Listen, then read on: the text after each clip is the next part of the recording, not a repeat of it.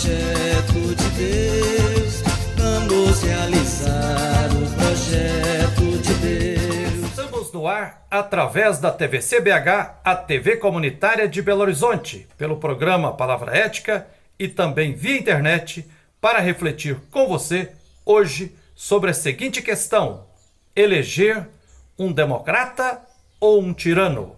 A história da humanidade demonstra que vem de longe o uso em vão do nome de Deus e o abuso da dimensão de fé das pessoas por políticos dominadores e opressores dos povos.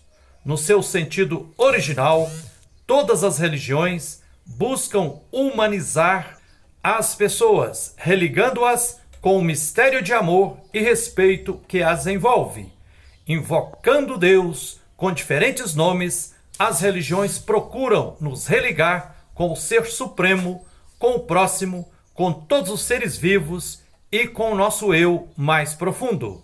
Entretanto, ao longo da história, as religiões se tornaram instituições com doutrinas, dogmas e seus sacerdotes. Funcionários que muitas vezes as degeneram, usando-as para galgar poder econômico, político e posições privilegiadas de status na sociedade. Quem tem poder religioso pode oprimir e explorar muito mais do que quem tem poder econômico, pois pode controlar consciências, comportamentos, atitudes e o mais profundo das pessoas de fé. Na Bíblia, no livro de Juízes, nos capítulos 19 a 21, e na profecia de Oséias, sacerdotes, quer dizer, chefes religiosos, promovem guerra fratricida, estimulando violência entre irmãos e irmãs, usando em vão o nome de Deus. A idolatria religiosa oprime e explora a dignidade humana.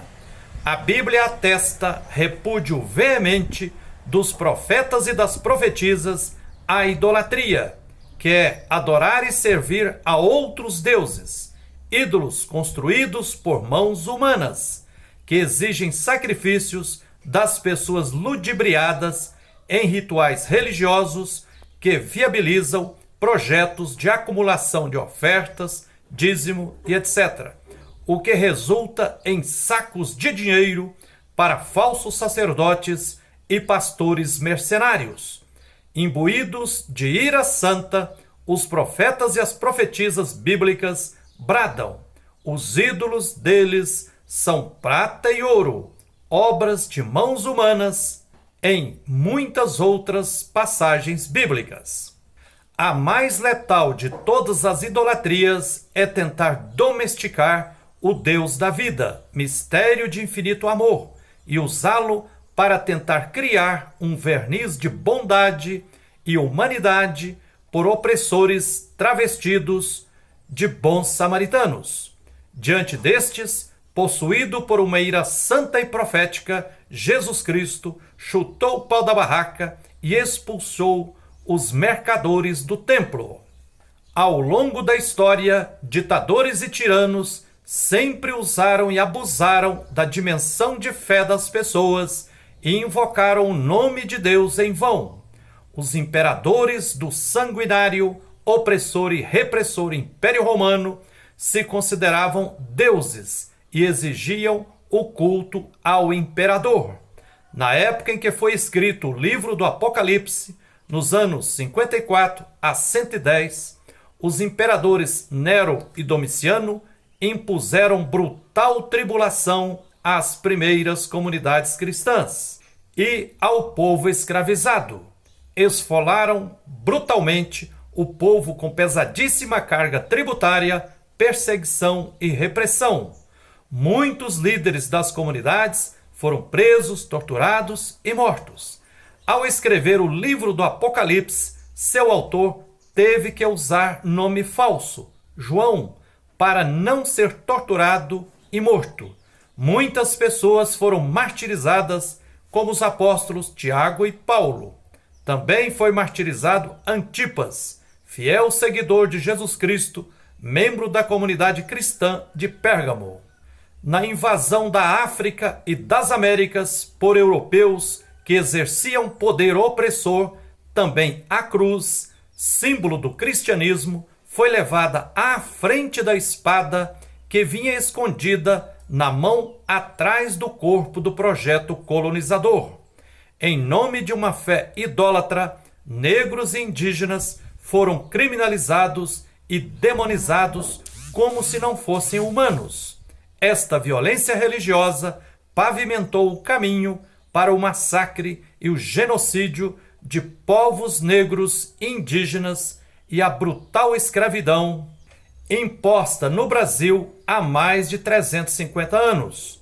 Com o slogan Deus, Pátria e Família, o fascismo se espalhou na Europa, com Benito Mussolini na Itália, Adolfo Hitler na Alemanha e com o general Franco na Espanha, sendo estes eleitos pelo povo seduzido e cegado por líderes religiosos e até pelo Papa Pio XI, que se arrependeu amargamente ao descobrir as atrocidades dos fascistas. O Papa Pio XI percebeu tarde que tinha chocado ovo de serpente. Com os nazifascistas europeus no poder, milhões de pessoas foram assassinadas. Mais de 6 milhões de judeus, ciganos, camponeses, homossexuais e outros. Em nome de raça pura, pensamento único, uniformização cultural da sociedade, a partir dos que estão no poder, tiranizando a maioria do povo e tecendo relações sociais escravocratas. Imposta ao povo brasileiro em 31 de março de 1964, a ditadura militar civil empresarial também usou e abusou da dimensão de fé do povo.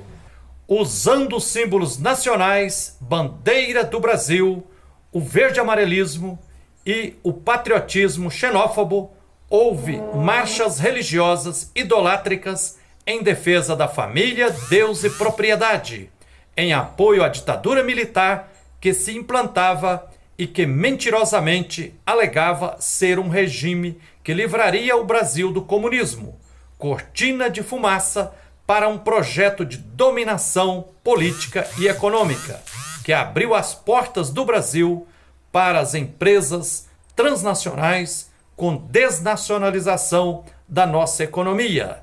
Na prática, os generais ditadores impuseram o terror com o AI-5 fechando o Congresso Nacional, mudando a Constituição, caçando deputados e senadores, exilando muitas lideranças, cérebro do povo brasileiro, impondo tortura e morte, aprofundando a brutal desigualdade social existente.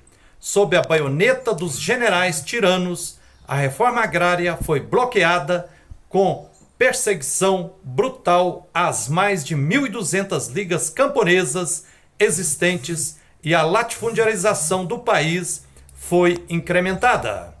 Os generais ditadores determinaram que empresários que comprassem terras na Amazônia ou no Centro-Oeste teriam isenção de 50% de impostos.